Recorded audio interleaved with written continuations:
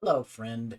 My name is Derek Harder, and in this video, we're just going to go through the steps that you need in order to set up Git, Visual Studio Code, and Docker on your system so that you can run what are known as development containers. So you'll need these for some of the classes to do the assignments and things, and the classes for me and for other people here at East Texas A&M University. So let's go ahead and get started. So hopefully you're reading the same instructions that I'm using here. So the very first thing you need to do is you should install and configure Git first. And before you do that, for the assignments for my classes, you do need to have a GitHub account. So let me just real quickly do that. So this is just a normal, ask for an account kind of thing. So you have to have your email and password. Do use your Leo email address if at all possible. If you already have a Git account and are using it, that's probably fine, although you might want to check with your professor about assignments. But I'm going to go pause here and I'll go through the steps and create an account. I'll show you one or two things about after you have it that you should set up for your GitHub account. Okay, so once you've created your GitHub account and you're logged into your account, if you go over on the upper right-hand side, that's where you get access to most of your things, including your settings. So we'll have to come back to the settings here real quickly, but for one thing, whatever email that you use, so you can see the email associated with your account. If you can, like I already mentioned, use your Leo email address, but whatever email you use here, make certain that this is the same one that you configure with your Git config settings that we're going to do here in a second. Okay, continuing on. So the very first thing you should do once you have your GitHub account set up and ready to go is to install the Git tools, and this will also probably install SSH tools for you if you're on Windows. By the way, I forgot to mention this video is going to be maybe a little bit more. This is Windows focused. I am showing this on a Windows 11 system, but the same tools and things and the same instructions should mostly help for Mac OS. It should be most of the same. So for the first thing, if you're not familiar with using the command line, go ahead and open up a command line terminal right now. So on Windows, I usually just open up the start menu and just type in command to get a command prompt. On Windows, you can use PowerShell or other things, so it shouldn't usually matter. Um, if you're on macOS and you haven't used a terminal before, I usually just go to find your applications folder. So various ways to go to that, and under there should be a utilities folder. That's where you'll find your terminal, so you can run it in macOS. So from your terminal, just check whether you've already got Git installed or not. So if we run Git and then you do -- version, that the -- just means this is a flag to the Git command. So if on Windows, you won't have it installed on Windows, so we will have to install it. On macOS, you might already have it installed. The other thing that often happens on macOS is it might not be installed, but it will give you the option to load the Xcode developer tools. If it gives you that option, you should go ahead and accept that and install it from there. So if Git is not a command, then you do have to install it. Just download if you're Windows, download the standard installer. For Mac or Linux, I probably would recommend you use the package installer on your system, but you can probably use the installer here. So like use a brew install on a Mac OS, or just use your package installer if you're on Linux.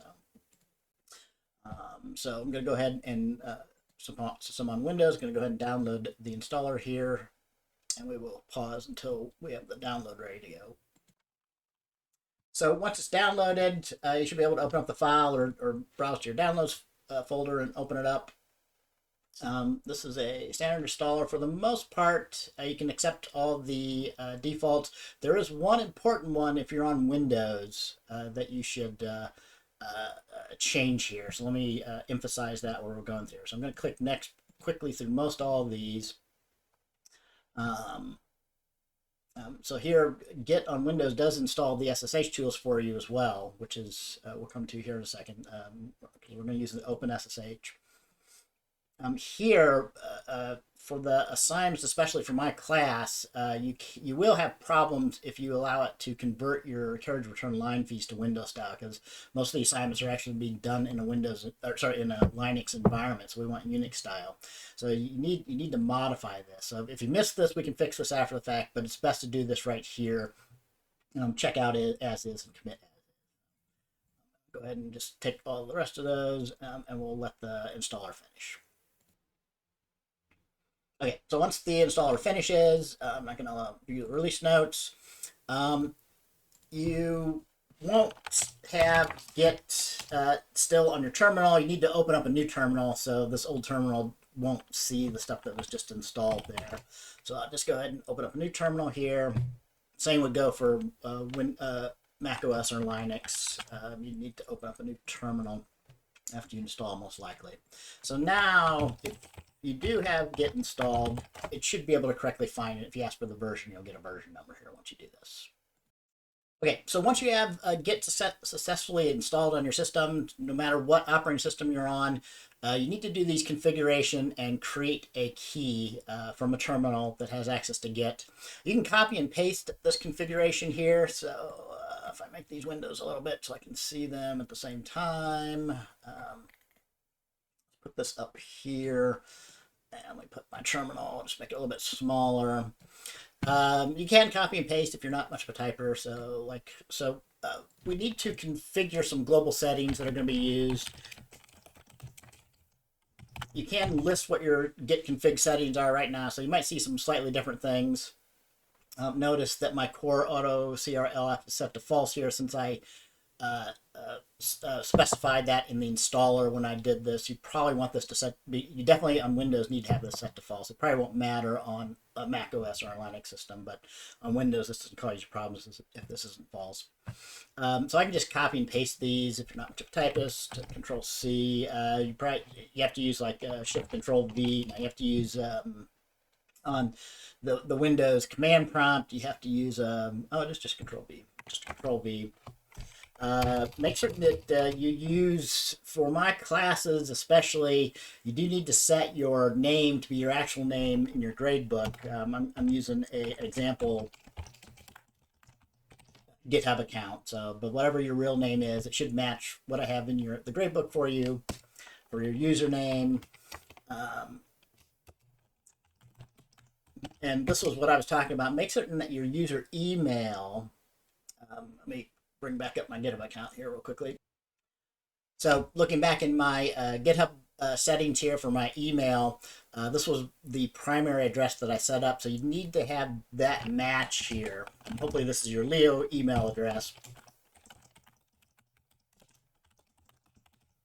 All right, so there we just configured our username and our email. And if your configuration for the core.auto CRLF is wrong, you can configure that now. So global core.auto equals false, right? So if you're not used to using the command line terminal, you do have to be careful about spaces. So spaces matter, and of course correct spelling. And sometimes you need 2 dashes, sometimes you need 1 for flags like this. So you do have to make certain everything's typed correctly. So for example, even just as small of a thing as missing a dash, you'll get an error message. You have to figure out why you're getting error messages. All right. So here, I misspelled. It says it's an invalid key.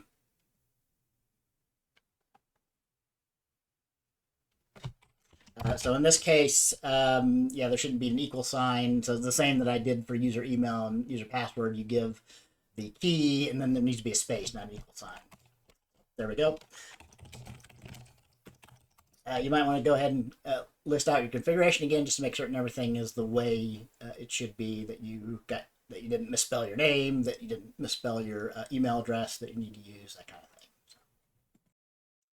Okay, so once you have your Git configured correctly, we need to get a SSH key pair generated for you so that you can use that to connect with GitHub in order to submit assignments. So notice here that, so here I'm in my home directory on a Windows system is C:\users dash, right? So like if you're on Mac OS, it'll be something like /user/ whatever your username. So on my system, my username is dash. So on Linux, it's going to be /home/something. So for example, on Windows, if you go onto your PC, you can navigate to find your home directory. If I go to C users, find your username that you're logged into the computer, you can find it here. So notice there's a .git config. So that was what was created when we configured our Git global settings here just previously. There's no .ssh subdirectory yet. So when we generate a public-private key pair, it will actually get saved into a directory called .ssh. So let's go ahead and generate our key pair here using the SSH keygen. So whatever operating system you're on, you should have SSH available to you now. So like on Windows, Git and SSH are installed for you. So usually on macOS, SSH is installed already on the system. It should be there. And this command should be available to generate. By default, it's going to generate an ED25519 key. It's just a type of encryption standard here. You should hit return, accept all the defaults for these. So we want it to generate the private key there in my .ssh directory. You don't want a passphrase. If you know what you're doing, you can add a passphrase, but if you've never done this before, just hit return for those so you don't have a passphrase generated. All right. So once you do that, whatever operating system you're looking at, you should now find that you have an SSH subdirectory under your home directory. And it now has two files, an ID ED25519, which is the private part of the key pair, and the same with a .pub, which is the public part of your key pair here. Forgot to mention, if you're using a file browser like this on Windows or Mac OS, it might be trying to be helpful for you hiding your file extensions. So I usually find my settings so that I can have it show me the file name extensions, because I need that information usually when I'm working with stuff. Not to mention I also usually really want it to be showing me hidden items too if there's any in the directory. So so the next step that we need to do is we have to copy the public part of your SSH key to GitHub. Okay, so there's a couple ways we could do that. I could just type it out, for example, or on macOS you could use the cat command. So I might type it out here, the ID 25519.pub to see that, or you can just navigate to it and open it up in like Notepad or something. So anyway, however you get it, you want to get this and copy it. Just hit Control-C there to copy it, and go back into your GitHub settings. So here, there's another section on your settings called SSH and GBT keys. So that's where you're going to be adding in the public portions of SSH keys so that you can contact GitHub and make commits and push them up to your GitHub repositories. So I encourage you to use a good name. So this is for my, it's just an example key for this video. And you need to paste that public key. Make certain you have the public key. It should look something like this for ED25519. Relatively short. You'll have your username and the machine name that you generated on there. And just add that in there. Okay, so this is a very important step. Don't skip this. So once you think you've got that copied up there, verify that you actually can authenticate correctly with GitHub using this command. So back to your terminal. So this is going to try to authenticate with the default key it finds in that .ssh directory, the one that we just generated, with GitHub. So this won't work unless you've correctly gotten your key created and put up to your GitHub account. The first time you do this, it will ask whether you should allow connections to this github.com. You should always say yes. It'll only do that the very first time you ever try and do this. On Windows, sometimes, I don't know why, you have to hit return once or twice.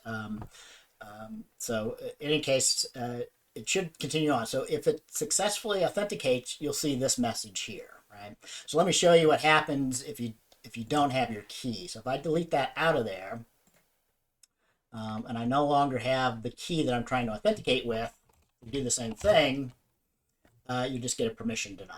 All right. So let me go ahead and put that key back in there.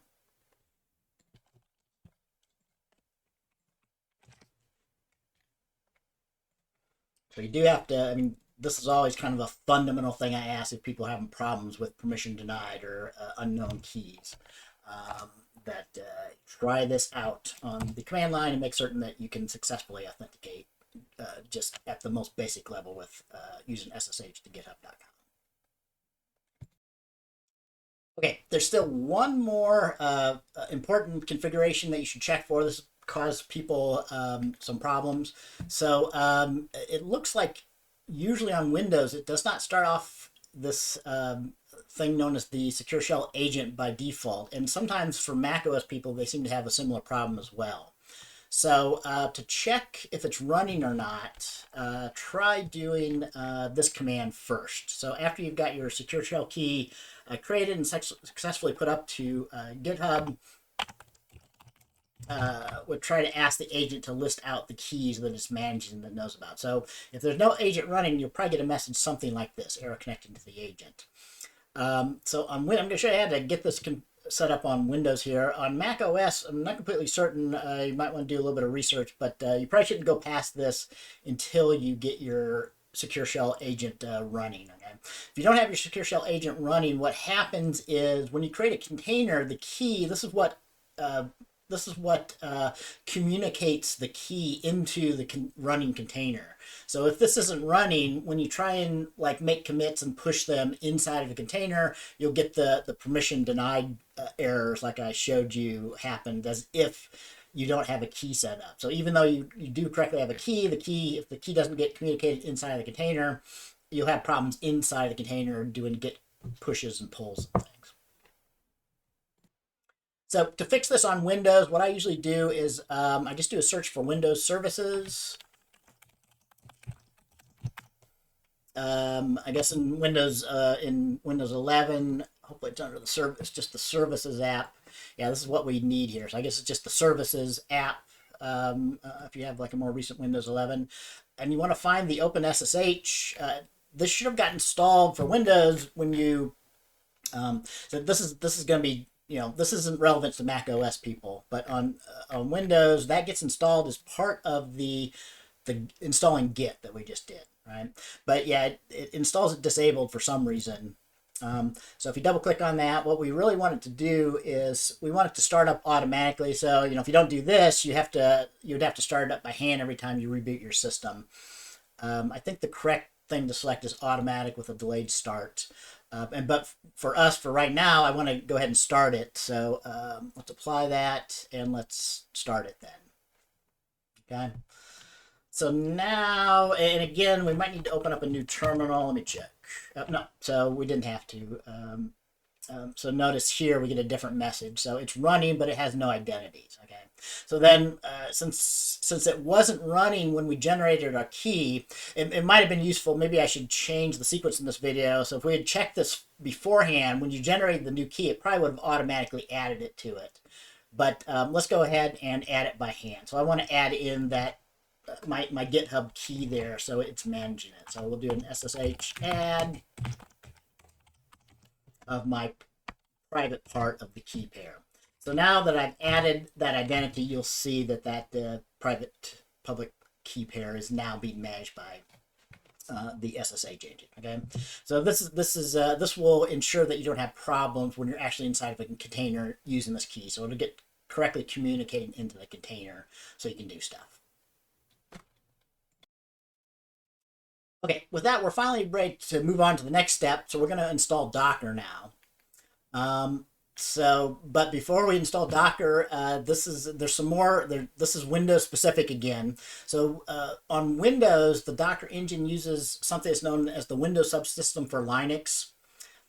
So now if you're on Windows 10 or 11, that should be the default. That it'll just use this Windows Subsystem for Linux. On Mac OS or Linux, that really is a Linux or Unix-like system, so it just uses the system directly. But we need this WSL. So I've found from experience that if it's not already set up for you, when you install Docker, Docker tries to set it up, but a lot of times it fails when it tries to set it up. So it's a good idea to just go ahead and make certain that WSL is installed, and there's a default installation installed that you can run here. So I'm not sure if these commands are right, but let's go ahead and do it. Like if you just do a Google search for, how to install WSL on like a command line. So it's relatively easy. So if you're on a system that's going to work with the Docker that I'm showing you in this class, if you're on a Windows system, just go ahead and open up your terminal and do that. Do a WSL-install just to ensure that the Windows subsystem for Linux is set up and ready to go. So this will take a little bit of time. I'll go ahead and pause here until this is done. Okay, so once it's done setting up, you'll see something like this. It seems to look like an imply that installs an Ubuntu. I have to do a little bit of research on this. I'm not certain why, but for some reason, I don't think it really completely sets up a default distribution. So for example, if you do like a WSL-list, it'll say that there's no Linux installed. I think this is kind of what throws Docker sometimes. So I recommend then also making certain a default distribution is installed. So if you missed that, I just did a list online. So you can install any one of these. I don't think it really matters. I usually just install whatever the current default Ubuntu is, just to make sure I've got a default distribution going and running. So I'll go ahead and do a list install Ubuntu. Okay. So then it says that it was installed successfully. But as I just found out, it still shows nothing there. But yeah, I missed this. So maybe I'll take back a little bit what I said. So probably what we should do is, as it says here, go ahead and reboot the system. So maybe we're not going to see these changes until after we do a reboot. So I'm going to go ahead and do a reboot now, and we'll come back and check if that's true or not. Okay, hi. I'm after my reboot. I just I was able to do it fast enough I could show this. So for me, after the reboot, it automatically popped back up a terminal. You can see that now it looks like it's actually downloading the Ubuntu installation. So hopefully you would see the same thing if we reboot, like I was talking about and showing here. So I expect at this point, after it's done downloading and installing here, that if we do that list, it will now be showing a running default distribution. So let me pause while it's finishing this up. Okay, so and this is some of the stuff I suspect that trips up Docker. So the very first default distribution, it's good to do this by hand because you do have to specify a Unix account. So I'm just going to use the same username as I use my Windows. We'll probably have to specify a password.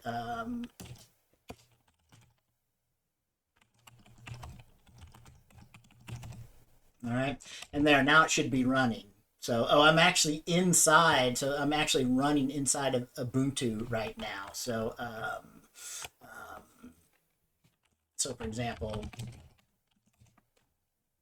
if I do this command, I can see I'm actually running a Linux, or my version is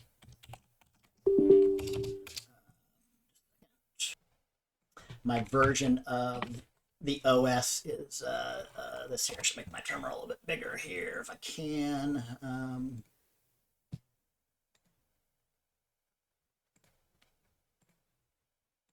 Is Ubuntu 24.04. And let's exit out of that and open up a command line again just to confirm that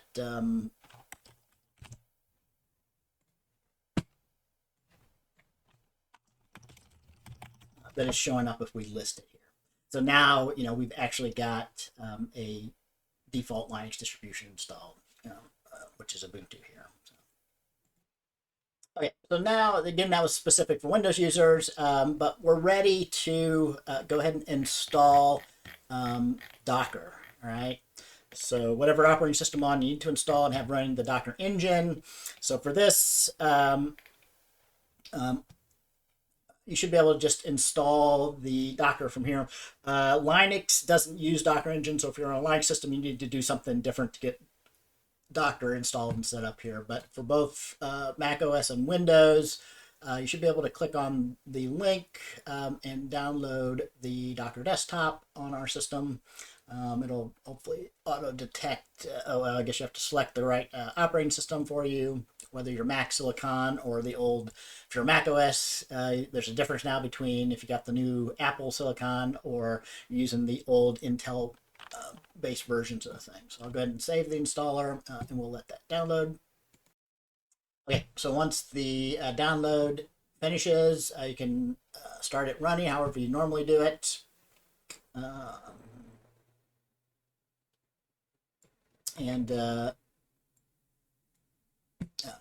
This one, you can just accept all the default parameters that it asks you for. So in fact, Docker Desktop doesn't seem to ask you for very much. So once again, for Windows people, it's best to have your Windows Subsystem for Linux installed and have a default distribution on the system before you do this, so it doesn't trip it up while it's setting up the Docker Desktop. Okay, so the Docker Desktop should install successfully. We need to actually do another reboot because Docker Desktop does do some low-level configuration of networks and things, so you have to reboot.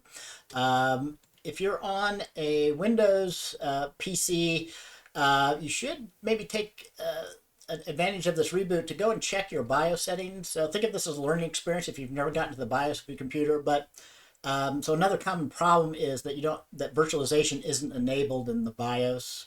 So you might have to do a little bit of research. You have to find out how to get into your BIOS. So when you boot up, usually you hit like a function key, F2, sometimes it's delete.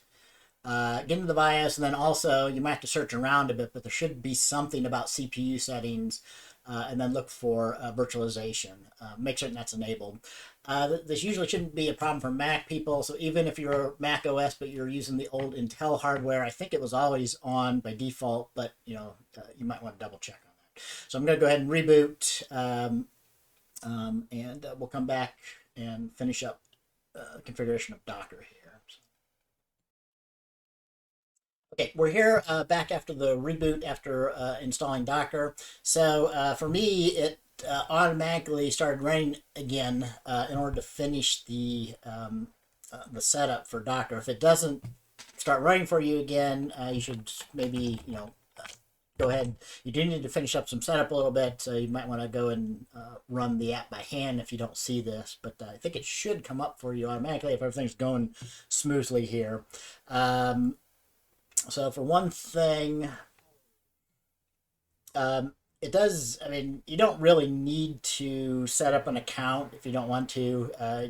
Docker is a tool so a lot of people are using virtualization for many purposes. So this is a good tool to learn, but you don't really need this. We're mostly going to be showing you managing Docker containers from inside of VS Code, but you can do all that management with this Docker desktop. But I just recommend people skip these. You can later on do that, set up a account if you need to. So the important thing is that the engine needs to be running, right? So before you go on and get VS Code set up, make certain you've got your Docker desktop engine running, so that it will support creating containers and running containers. One final thing before I go here, if you go to your resources, Docker doesn't get started up automatically for you. So I guess depends on personal preference for you, but if it's not running, then when you try to create a container in VS Code, it'll give you an error message, which might not be so helpful. But just remember, you either have to make certain you start it running before you start doing DevContainers in VS Code, or you can just have it start automatically for you if you want to. So.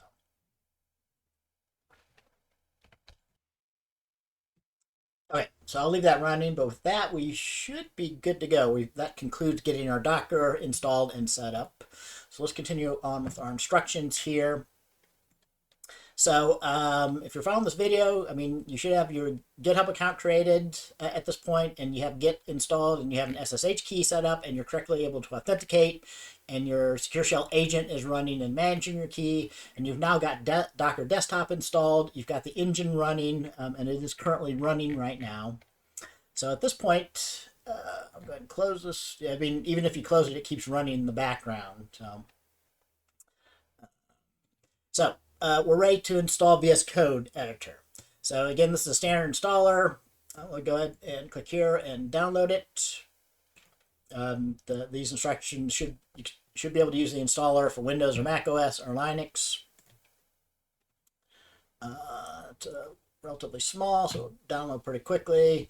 And you can just accept all the defaults when you run the VSCode installer. You accept the licensing agreement. Just let it install at the location where it wants to. I'll pause there. Okay, and VS Code is done installing. Should install relatively quickly. If you want to, you can launch it right there. I usually like to have VS Code on my taskbar, so I'm on Windows, so I'll go ahead and pin it to my taskbar here. And I'll start it that way for myself. Okay. So Visual Studio Code is another tool that is become very popular. It's a good thing to learn. I'm going to just pass all this setup here. You can go through that and look at learn a little bit about VS Code on your own. So we do need to have one extension, the remote development tools. Actually, I'm going to show you installing an extension that's, I'm not certain what the name of it is, but an extension that's really a package of a bunch of different of these DevContainer extension tools here. So VS Code is what's known as an extendable development environment. So it's really kind of a shell, and in order to do any kind of development in any particular language, I'll make this a little bigger here. You have to install extensions. So out of the box, it doesn't come set up to do Python development or C++ development or anything like that. So the way you get it set up to actually do development in a particular language or whatever is you install extensions. This is part of the reason why we use this for courses at ETMU. It's because we can set up a development environment that has exactly the tools and operating system and versions of things that you need for the assignments. So. But anyway, for people watching this video, you do need to have these remote development tools. So just search for like DevContainers in the extension marketplace. So the first one that comes up, you get. We really only usually need the DevContainers one, but I now recommend usually people just install the extension pack for remote development. This should install DevContainers and a couple of other ways of creating remote kind of development containers here. So I'll just go ahead and install the remote development. So once that's done, if you close off the search here and look at what's actually installed on your system, make these smaller, you'll see that it installed actually a couple extensions. You do need to make sure you have the DevContainers. It'll have some others that you might want to use, including on Windows. You can actually create containers directly in WSL instead of using the Docker engine. So. Okay, at this point, you should be ready to go. I do recommend doing one final test. So this repository that I'm reading these instructions for is also actually a repository that is set up to run as a development container. So the way that works is, for example, if you look in this repository's source code, you'll notice that there's a DevContainer subdirectory which contains a Docker file and a devcontainer.json. So these have all the things that specify what operating system to install and then what tools to install in the operating system and other things like that, right? So let's just do a quick test that everything's working, that your DevContainers are able to be created, and then when you're inside the DevContainer, you're actually able to use your key, so it's being communicated by the secure shell agent into the container, all that kind of stuff. So we'll clone a repository. So Docker has all the tools for doing remote source control development. So I'll go ahead and clone this repository. We'll clone the HTTP URL. So the way you clone a repository from GitHub is you find your URL that you want to clone. So usually when you're doing assignments for my class, you'll have to clone the SSH key, but here we'll just clone the public HTTP key. So I'll do a clone repository again, paste that in. You should clone it directly from the UL. Don't select the second option. You need to select the location where you put your repositories. I usually create a folder called repos where I keep all my repositories in there. I already had a folder called that there. So I'll select repos is where I'm gonna clone my copy of the repository into this folder on my system. You can select wherever you want to put it, but I do recommend having a special place where you put repositories that you work on stuff. So you should always open up the folder or open up the clone repository once it's cloned successfully. The very first time you open up stuff, it'll ask about trust here. You should always say, yes, I trust that.